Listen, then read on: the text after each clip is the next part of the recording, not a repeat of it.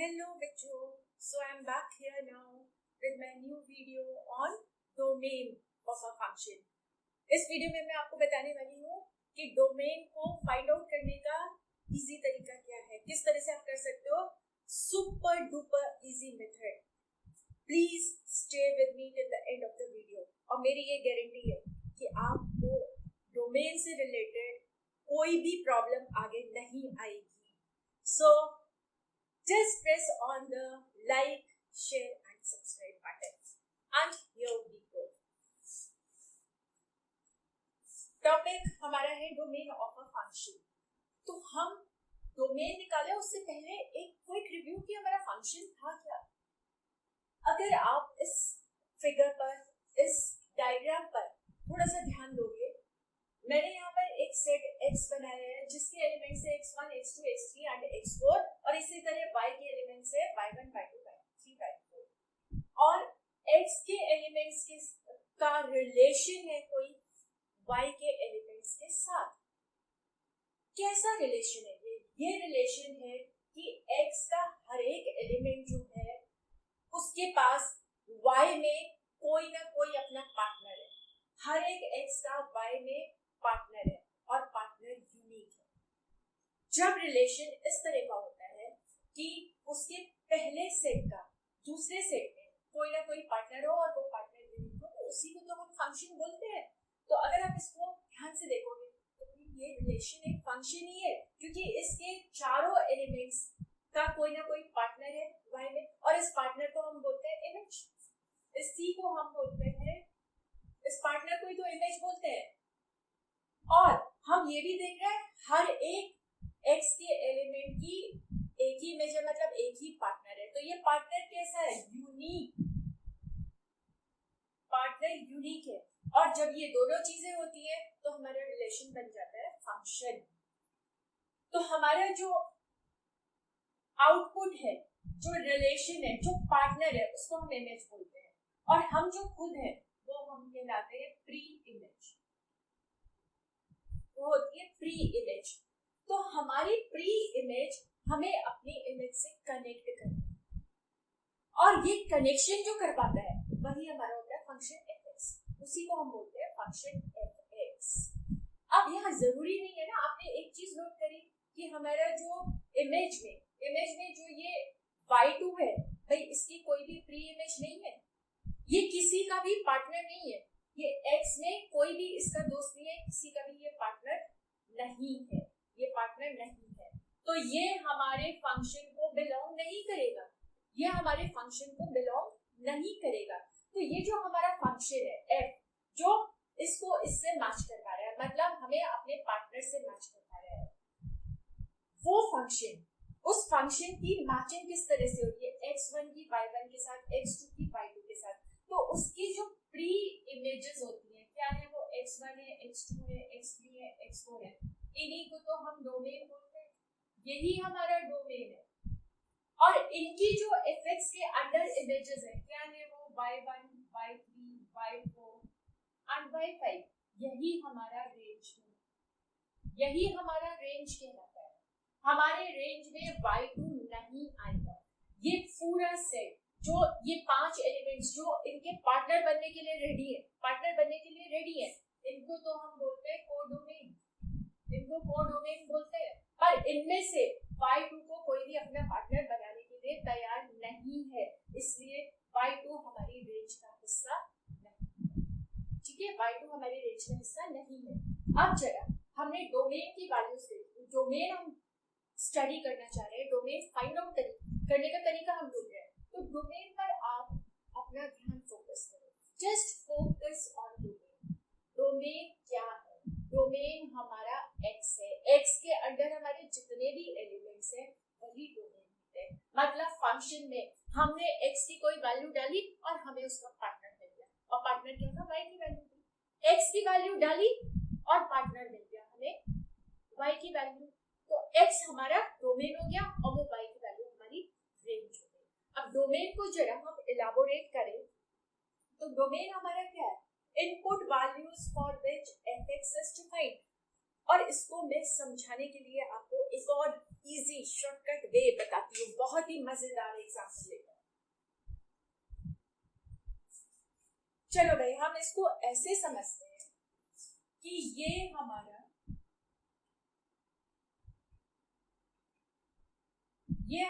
घर है और हम यहाँ पर एक पार्टी करने वाले हैं। से हमारा बर्थडे है भाई, हम बर्थडे पार्टी करने वाले हैं। तो हम क्या कर रहे हैं, हम रिलेटिव्स फ्रेंड्स को यहाँ बुला रहे हैं। हम रिलेटिव्स को भी अभी फ्रेंड्स बोल रहे हैं। कौन कौन से फ्रेंड्स हमारे आने वाले हैं? हमारा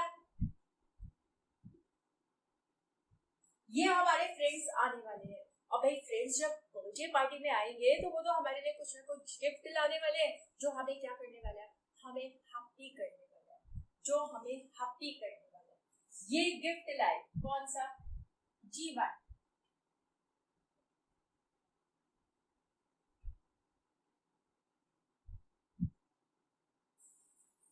तो ये हमारे रिलेटिव्स और फ्रेंड्स आए और ये हमें उन्होंने गिफ्ट लाकर दिया। और रीजन क्या था, गिफ्ट क्यों लाए भाई? क्योंकि पार्टी थी। ये पार्टी ही तो फंक्शन है, यही तो फंक्शन है। और इस फंक्शन के अंदर जो आ रहे हैं, ये पार्टी फंक्शन है, बर्थडे फंक्शन हो रहा है हमारा, इसके अंदर जो आ रहे हैं, इसको अटेंड करने जो आ रहे हैं, कौन आ रहे हैं? ये आ रहे हैं। यही तो हमारा डोमेन है, यही तो हमारा डोमेन है। बट आ तो सब रहे हैं, हमको पसंद सब नहीं है, हमें सब लोग अच्छे नहीं लग रहे हैं। क्यों नहीं अच्छे लग रहे हैं? क्योंकि वो जो गिफ्ट लेकर आए हैं, अगर वो गिफ्ट हमारे मतलब का नहीं है, बहुत बेकार है, नॉट डिफाइंड है, हमें पसंद नहीं आया, तो वो रिलेटिव, वो फ्रेंड हमें अच्छी नहीं लग रही, तो उनको हम अपने डोमेन में से अलग कर देते हैं, बाहर निकाल देते हैं। उस वक्त हमारा डोमेन हो जाएगा x1, x2, x3, x4 को बाहर इसलिए निकाला कि ये जो गिफ्ट लाए हैं वो गिफ्ट किसका था, वो गिफ्ट कैसा था? वो केवल हमें एडवाइसेस का गिफ्ट था। भाई हमें एडवाइसेस नहीं चाहिए किसी की, हमें ऐसा गिफ्ट नहीं चाहिए, तो हमने इन अंकल को भी अपने डोमेन से बाहर निकाल दिया। आई होप आपको समझ आई। तो हमें हमारे इनपुट तो ये सब थे, पर देखो हमारा डोमेन एक्चुअली यही है। क्यों? क्योंकि ये जो रेंज, इसको तो हम रेंज बोलते हैं, ये जो गिफ्ट लाए हैं, हमारा जो रेंज में इनका मेंबर है वो हमें पसंद नहीं है, वो हमें जरूरत नहीं है, वो हमें नहीं चाहिए। इसलिए नहीं चाहिए क्योंकि ये नॉट डिफाइंड, ये नॉट डिफाइंड है। सो आई होप आपको अब डोमेन का मीनिंग समझ में आया होगा। डोमेन कैसे फाइंड करते हैं उसमें ये हमारी बहुत ज्यादा हेल्प करने वाला है। This is going to help us a lot in finding out the domain of our various functions. So domain are all these input values for which fx is defined. fx is defined. जिसके लिए fx defined नहीं है वो हमने निकाल बाहर दिया। और दूसरी बात क्या है कि हमारे सेट x की जो भी वो वाली वैल्यूज है जो fx को डिफाइन करती है, वही तो हमारा डोमेन है, वही एग्जैक्टली हमारा डोमेन है। तो अभी हम इस चीज को स्टडी करते हैं, इसको फाइंड आउट करते हैं अपने कुछ सुपर डुपर एग्जांपल्स लेकर। चलो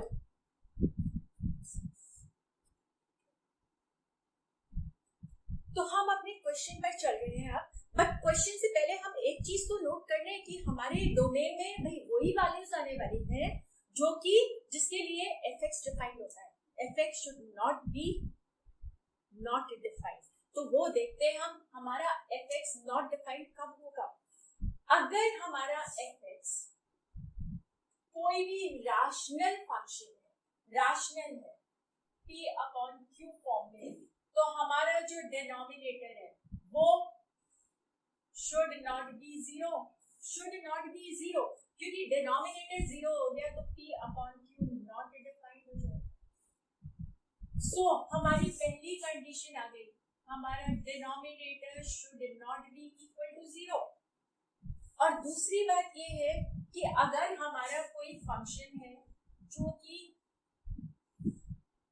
कुछ इस तरह से एक्सप्रेशन है कोई, वो अंडर रूट में है, स्क्वायर रूट में है, तो हम यहाँ पर अभी कौन से फंक्शंस पढ़ रहे हैं? हम रियल वैल्यू फंक्शंस पढ़ रहे हैं। रियल वैल्यूड फंक्शंस वो है जिनका डोमेन और रेंज रियल नंबर्स में लाई करता है। तो रियल वैल्यूड फंक्शंस ही हमारे बोर्ड्स के सिलेबस में है, तो हम रियल वैल्यूड फंक्शंस की यहाँ पर बात कर रहे हैं। और रियल वैल्यूड फंक्शंस का हम स्क्वायर रूट निकाल पाते हैं अगर हमारा अंदर का expression is greater than and equal to 0, मतलब पॉजिटिव होना चाहिए। 0 हो सकता है या पॉजिटिव हो सकता है। अगर वो नेगेटिव होगा, if you have this sum expression negative e, so this will become a complex number. This will become a complex number which does not belong to R. इसलिए हमें अपना जो एक्सप्रेशन है वो ग्रेटर देन इक्वल टू 0 चाहिए। हमें ये बात ध्यान रखनी है। So if fx is square root of some expression, then this expression should be greater than equal to 0. ये बात हमें बहुत अच्छे से ध्यान रखनी है। और फिर हमारा एक और लास्ट चीज इसमें जो आती है कि अगर हमारा कुछ एक्सप्रेशन इस तरह का है 1 अपॉन, मतलब हमारा अंडर रूट साइन चला गया है डिनोमिनेटर में, तो हमें अपने इन दोनों रिस्ट्रिक्शंस को, इन दोनों रिक्वायरमेंट्स को अप्लाई करना पड़ेगा। मतलब denominator expression should not be equal to 0. This should not be equal to 0 क्योंकि डिनोमिनेटर 0 नहीं होना चाहिए। And expression should be greater than equal to 0 क्योंकि हम स्क्वायर रूट तभी निकाल पाएंगे जब वो greater than 0। इन दोनों को अगर हम कंबाइन करते हैं तो हमें क्या मिलेगा? If fx is of the type 1 upon some expression under root, then expression should be greater than 0. Equal तो हट गया ना, इक्वल तो हमें चाहिए नहीं, it should be greater than 0. तो ये कुछ चीजें हैं, these are the few points which we have to keep in mind and which we are going to utilize and help us in finding out the domain, and believe me, it is going to become super duper easy. So let's get started with the questions.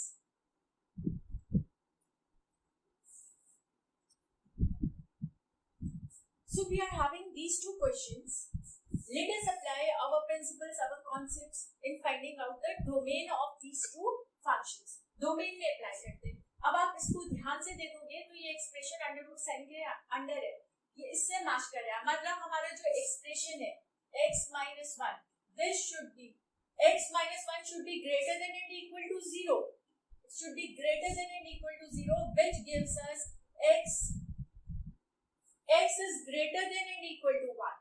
X is greater than and equal to 1, and x belongs to R. Therefore, domain will क्या होगा? Less than equal, greater than equal to 1, equal to 1, equal है तो हमारा square bracket आया है, 1 included है, और उससे ज्यादा है कहाँ तक चल रहा है? ये बन गया हमारा डोमेन। देखा आपने कितना ज्यादा इजी था, कोई रॉकेट साइंस नहीं है इसमें। Let us come to this now. अब हमारा अंडर रूट साइन गया है डिनोमिनेटर में, तो हमारी कौन कौन सी कॉन्सेप्ट्स ये वाले यहाँ अप्लाई होने वाला है? ये वाला होने वाला है, ये होने वाला है। एक तो denominator should not be equal to 0, so 3 minus x should not be equal to 0, x should not be equal to 3। ये हमारा पॉइंट नंबर 1 बन गया इससे। और इससे हमें क्या मिल रहा है कि हमारा जो एक्सप्रेशन है 3 minus x, this is greater than 0. This is greater than 0. So x is less than 3. X is less than 3 means our domain now is less than 3. Less than 3. और 3 इंक्लूडेड नहीं है तो ओपन इंटरवल है, और यहाँ कहाँ तक चल रहा है? माइनस इंफिनिटी तक चल रहा है। ये बन गया हमारा domain. Isn't it so easy? Let us move to the next question.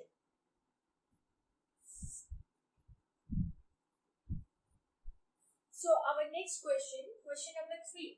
अगर आप इसको ध्यान से देखोगे, compare with the 3 options we are having here, then it is the fifth one. मतलब हमारा denominator है, sorry the third one denominator है। denominator 0 के बराबर नहीं होना चाहिए, मतलब 2 minus x square should not be equal to 0. X square should not be equal to plus minus root 2. मतलब हमारा ये फंक्शन x की वो सारी वैल्यूज ले लेगा जिसके लिए ये डिफाइंड है. ये नॉट डिफाइंड किसके लिए? प्लस माइनस रूट 2 के लिए. मतलब हमारा जो डोमेन होने वाला है वो सारे रियल नंबर्स होने वाले हैं excluding minus root 2 and plus root 2. निकल आया domain. So just jump down easy. Now come back here to question number 4. fx is minus mod of x. mod function है ये, और mod फंक्शन के लिए आप जानते हो x अगर पॉजिटिव है या x नेगेटिव है, दोनों ही cases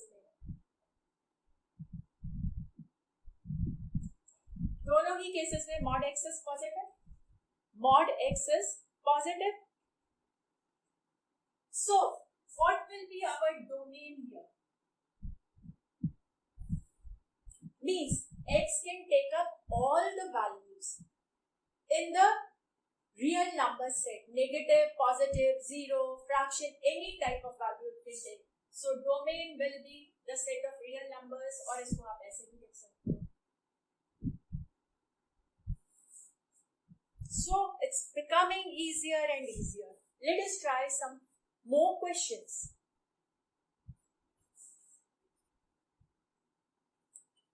Our next question is this one.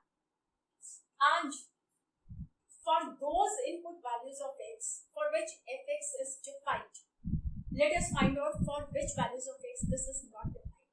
This function will not be defined. ये defined नहीं होगा जब denominator 0 होगा. So we do not want the denominator to be equal to 0. Means x square minus 8x plus 12 should not be equal to 0. Just focus on this. It should not be equal to 0. इसको factorize करा. x minus 6 into x minus 2 is not equal to 0. You must be wondering here how quickly I have done this factorization. Very soon I'll be uploading a video on tips needed for so fast factorization. बहुत जल्द आपको मिलेगा, आप भी करने लगोगे within seconds.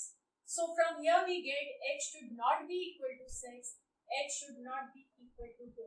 मतलब हमारी दो रियल वैल्यूज 6 और 2, x की वो वैल्यूज हैं जिसके लिए ये फंक्शन हमारा नॉट डिफाइंड हो जाएगा. तो हमें अपने डोमेन में से वो अंकल जो एडवाइस वाले थे, जो एडवाइस वाला गिफ्ट लाए थे, वो नहीं चाहिए. हमें यही अंकल है वो एडवाइस वाला गिफ्ट लाए थे, ये हमें नहीं चाहिए. तो डोमेन हमारा क्या हो जाएगा? All real numbers accept 2 and 6. All real numbers except 2 and 6. Now let us come here. Our next question is fx equals to x minus 2 upon 3 minus x whole under root. Whole under root. अब इसमें आप ध्यान दोगे तो सबसे पहले हमें क्या चाहिए? Denominator should not be equal to 0. और जब दोनों चीजें हमारी डिनोमिनेटर भी है, अंडर रूट एक्सप्रेशन भी है, तो क्या होना चाहिए? The expression should be greater than 0. The expression should be greater than 0. So, x minus 2 upon 3 minus x. This should be greater than equal to 0. अभी ये वाला ले रहे हैं. This should be this one. This should be greater than equal to 0. अब यहाँ से सबसे कॉमन मिस्टेक जो most of the students do is that they cross multiply and solve it, और यहाँ से निकालेंगे x minus 2 is greater than equal to 0, x is greater than equal to 2, जो कि बिल्कुल गलत. This is absolutely wrong. ऐसे वाले क्वेश्चंस को किस तरह से सॉल्व करते हैं, फोकस करो यहाँ पर and it will become so easy. अब बच्चों आप यहाँ पर अगर ध्यान दोगे तो इसकी वैल्यू हमारी ग्रेटर देन इक्वल टू 0 है, मतलब पॉजिटिव है. मतलब पॉजिटिव है, ये पॉजिटिव है. ये पॉजिटिव हमें किन केसेस में मिलने वाला है? ये पॉजिटिव तब मिलेगा जब हमारा न्यूमरेटर भी पॉजिटिव है और डिनोमिनेटर भी पॉजिटिव है, या न्यूमरेटर अगर नेगेटिव है तो डिनोमिनेटर भी नेगेटिव है, और दोनों के साइन अगर अपोजिट है तो ये हमें नेगेटिव मिलने वाला है. मतलब दोनों के साइन हमारे सेम होने चाहिए, ये हमें चाहिए, दोनों के साइन हमारे सेम होने चाहिए. But the question which arises is किस तरह से कैसे हम फाइंड आउट करेंगे? It becomes very very difficult, so very complicated in fact. So to make it simple, just giving you a trick, a test, a simple tip you can say. उसमें क्या है, सबसे पहली बात आपको मालूम है कि अगर हमारा डिनोमिनेटर पॉजिटिव हो जाए, if p becomes positive, then x minus 2 upon 3 minus x will be positive if numerator is positive. इस पर ही फोकस करना है. अगर हमारा डिनोमिनेटर पॉजिटिव हो जाए तो ये पूरा फंक्शन हमारा पॉजिटिव तब होगा जब न्यूमरेटर पॉजिटिव होगा. तो हम डिनोमिनेटर को पॉजिटिव बनाते हैं और उसका सबसे अच्छा तरीका होता है स्क्वायर करो. मतलब x minus 2 upon x minus 3. Denominator का स्क्वायर करोगे तो आप x माइनस 3 से 3 minus x sorry 3 minus x से मल्टीप्लाई कर दोगे न्यूमरेटर और डिनोमिनेटर को. अब आपको पता है ये 3 माइनस x हमारा चाहे पॉजिटिव हो चाहे नेगेटिव हो, उसका स्क्वायर तो हमेशा पॉजिटिव होगा. डिनोमिनेटर तो हमारा पॉजिटिव हो चुका है, ये आ गया डिनोमिनेटर पॉजिटिव, ये पॉजिटिव है. अब हमें इसकी चिंता करने की जरूरत नहीं है, इसकी जरूरत नहीं है. हमारे ये पूरा expression greater than equal to 0 तब होगा जब हमारा न्यूमरेटर भी 0 या पॉजिटिव होगा, 0 या पॉजिटिव होगा. मतलब अब हमारा न्यूमरेटर बन गया ये x minus 2 into 3 minus x minus 2 into 3 minus x. ये क्या होना चाहिए? This should be greater than equal to 0. This should be greater than equal to 0. और यहाँ से हमें मिलता है x minus 2 should be greater than equal to 0 और 3 minus x should be greater than equal to 0. x greater than equal to 2 and x less than equal to 3.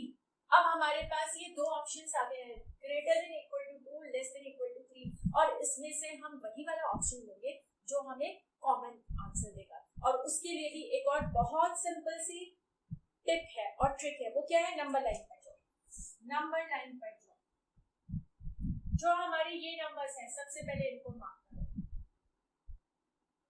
ये हमने mark कर दिया तो हमारे यहाँ पर 3 ब्रैकेट्स बन गए हैं.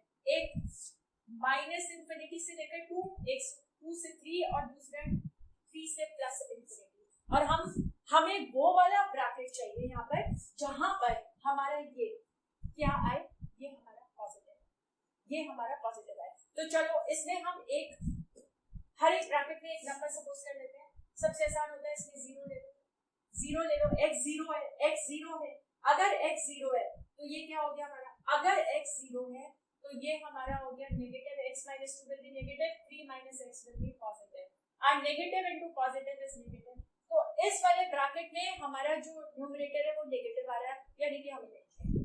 दूसरी बात इसमें हम लेते हैं, सो इसमें से 2.5 लेते हैं. 2.5 minus 2 is positive and 3 minus 2.5 is positive. Positive into positive is positive. और यहाँ पर से 4 ले लो. 4 minus 2 is positive. 3 minus 4 is negative, which is again negative. तो हमें नेगेटिव तो चाहिए नहीं ना, हमें तो पॉजिटिव चाहिए. यानी कि हमारा 2 से 3 के बीच का वाला 2 से 3. बट लेट अस से हमें 2 और 3 भी चाहिए कि नहीं?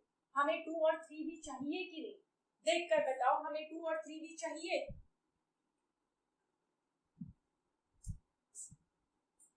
सोचो,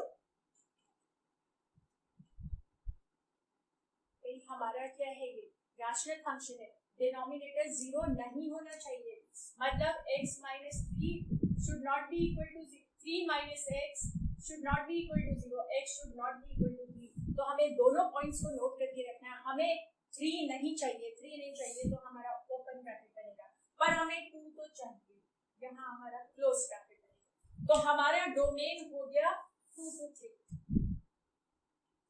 ये हमारा डोमेन हो गया. तो आपने देखा बिल्कुल भी मुश्किल नहीं होता है, केवल कॉन्सेप्ट्स पर ध्यान देना है. Let us take one more question. So we are now towards the end of the video. Our next question is fx is 16 minus x square under root. Under root का एक्सप्रेशन आएगा तो under root का जो expression है, expression is 16 minus x square. This should be greater than equal to 0 according to our condition. होना चाहिए कि नहीं? Greater than equal to 0. So 16 minus x square is greater than equal to 0. अब आप यहाँ पर नोट करो बेटा कि this is an inequality. और जब inequality होती है तो ऐसा नहीं कि x square को उठा के हम यहाँ ले आए. तो आपने लिख दिया कि 16 is greater than equal to x square. This is absolutely wrong. This is absolutely wrong. Always factorize.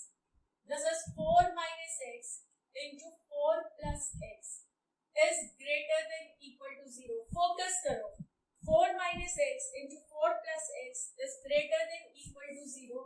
जहाँ से x की वैल्यू आपको कौन सी मिलने वाली है? 4 मिलेगी और -4 मिलेगी. ऐसा होगा 4 और -4 मिलेगी. अब वही जैसा हमने पिछले क्वेश्चन में किया था, हम नंबर लाइन की हेल्प करें. 4 और -4 है हमारा, -4 और 4. यहाँ पर एक नंबर सपोज करते हैं, एक यहाँ पर और एक यहाँ. -4 है, -4 से छोटे नंबर से -5 ले लो, यहाँ 0 ले लो और यहाँ से 5 ले लो. अब put x equals to -5 here. क्या आएगा ये? 4 minus -5 is 4 plus 5. 9. 4 minus 5 is -1. मतलब positive into negative is negative. 0 लेते हो, ये 4 आया और ये भी 4 आया, +4 तो पॉजिटिव है. और +4 लेते हो, सॉरी +5 लेते हो. 4 minus 5 is negative. 4 plus 5 is positive and negative into positive is again negative. और हमें क्या चाहिए? हमें greater than equal to 0 चाहिए, मतलब हमें positive चाहिए. और positive हमारा कहाँ लाई कर रहा है? -4 से +4 के बीच में लाई कर रहा है. -4 से +4 के बीच में लाई कर रहा है और इक्वल भी है, मतलब हमें -4 और +4 भी चाहिए. तो हमारा डोमेन होने वाला है -4 से लेकर +4 दोनों चाहिए हमें. Closed bracket. Now similarly we will try this out. यहाँ पर भी हमें क्या चाहिएगा? x² - 16 should be greater than equal to 0. x - 4 into x plus 4 should be greater than equal to 0. Should be greater than equal to 0. और यहाँ से भी x की क्या वैल्यूज मिली हमें? 4 और -4 मिली. Going exactly in this manner.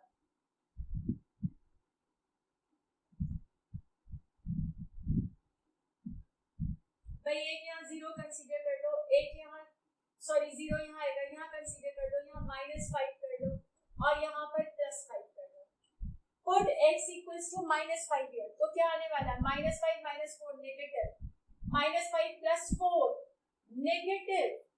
-5 plus 4 is negative. -5 plus 4 is negative. And negative into negative is positive. ये हमें पॉजिटिव मिल रहा है. 0 रखो, x is 0 तो negative, x is 0 positive. Negative into positive is negative. And put x equals to 5. x 5 है, 5 minus 4 is 1 which is positive. 5 plus 4 is positive. यानी कि ये भी हमें पॉजिटिव मिलेगा. आपने देखा डिफरेंस क्या हो गया यहाँ? क्या फर्क आ रहा है दोनों में? And now what should be our answer? हम ये समझ गए हैं कि हमें ये चीज नहीं चाहिए. हमें ये चीज नहीं चाहिए. हमें क्या नहीं चाहिए? हमें क्या नहीं चाहिए? सोच के बोलो. -4 से +4 नहीं चाहिए, पर क्या हमें -4 और +4 चाहिए? इक्वल साइड में हमें चाहिए. ये भी चाहिए हमें और ये भी चाहिए. मतलब -∞ से लेकर -4 हमारा ये क्लोज्ड है. ये तो हमेशा ओपन ही होता है. और यहाँ 4 से लेकर ∞ और बीच में यूनियन. दोनों चाहिए अब. यूनियन. तो आपने देखा बेटा कितने सिंपल वे में हम अगर कॉन्सेप्ट को समझ लेते हैं, ये हमारे लिए कितना आसान हो जाता है. आज आई एम कॉन्फिडेंट कि आपको ये अच्छे से समझ आ गया होगा. And now I will return with the next video on finding out range of a function.